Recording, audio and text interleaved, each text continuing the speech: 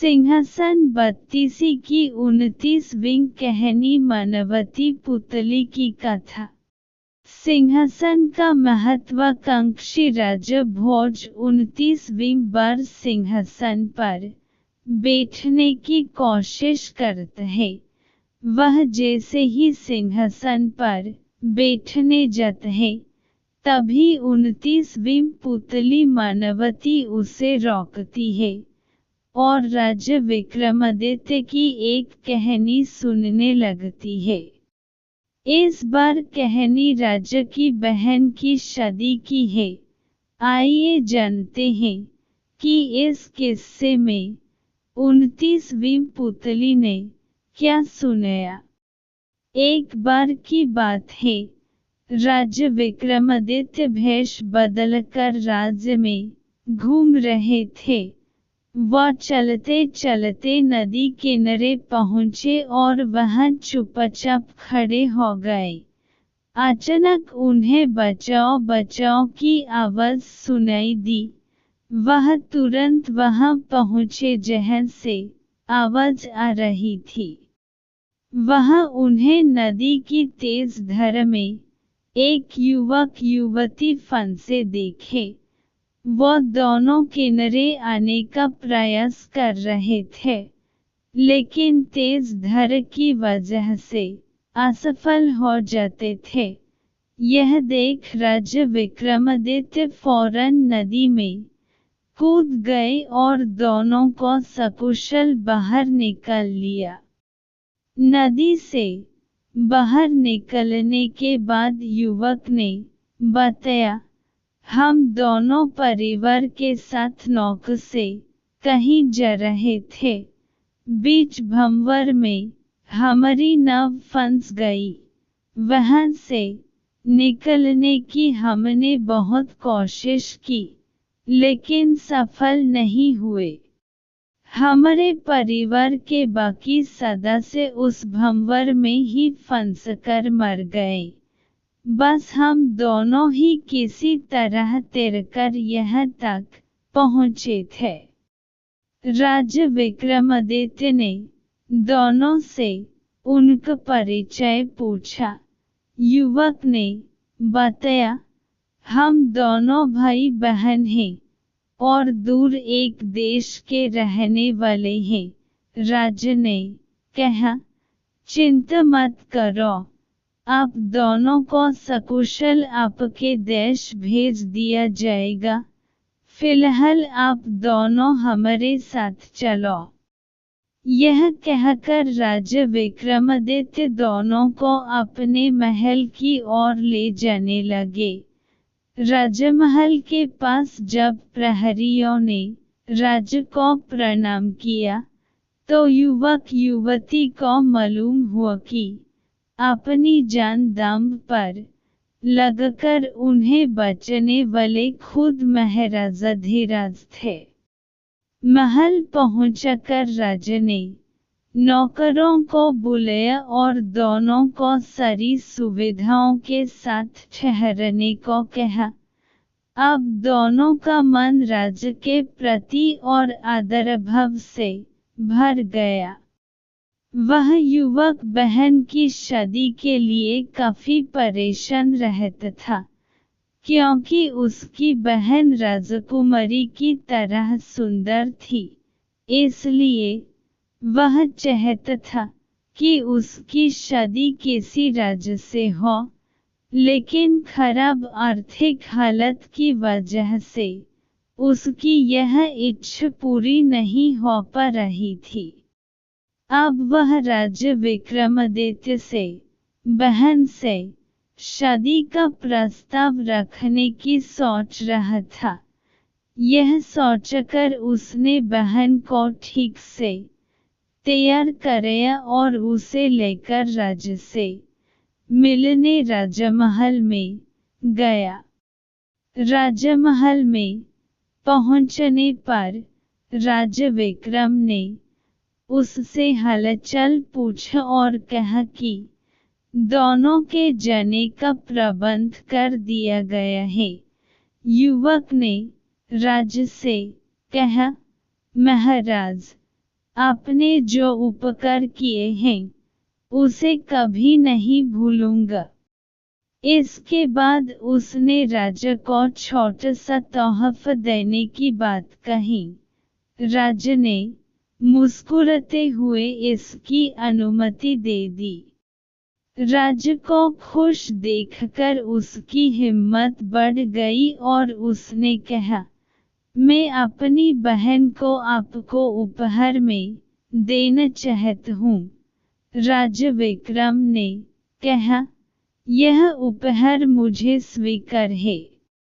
यह सुनकर युवक को लगा कि राजा उसकी बहन से शादी करेंगे, लेकिन तभी राजा ने कहा, आज से तुम्हारी बहन राजा विक्रमादित्य की बहन है और मैं अच्छा सा वर देखकर इसका विवाह पूरे धूमधाम से करूँगा। राजा की यह बात सुनकर युवक उनका मुंह तकता रह गया। उसने सपने में भी नहीं सोचा था कि उसकी बहन की सुंदरता को अनदेख करके राजा उसे अपनी बहन बन लेंगे।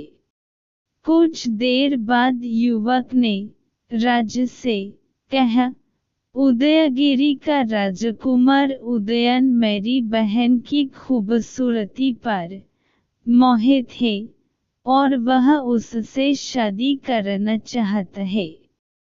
यह सुनकर राजा विक्रमादित्य ने तुरंत एक पंडित को बुलाया और उसे बहुत सा धन देकर उदयगिरी राज शादी का प्रस्ताव भेजा।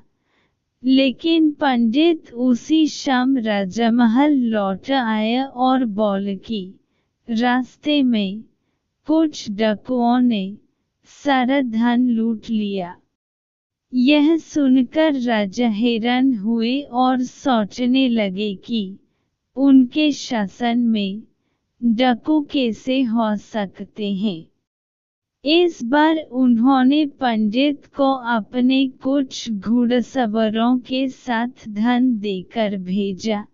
साथ ही उसी रात राजा विक्रमादित्य खुद भेष बदलकर डाकुओं का पता लगाने के लिए निकल पड़े। वह उस जगह पहुँचे जहाँ पंडित को लूट गया था। वहाँ उन्हें 4 आदमी बैठे देखे।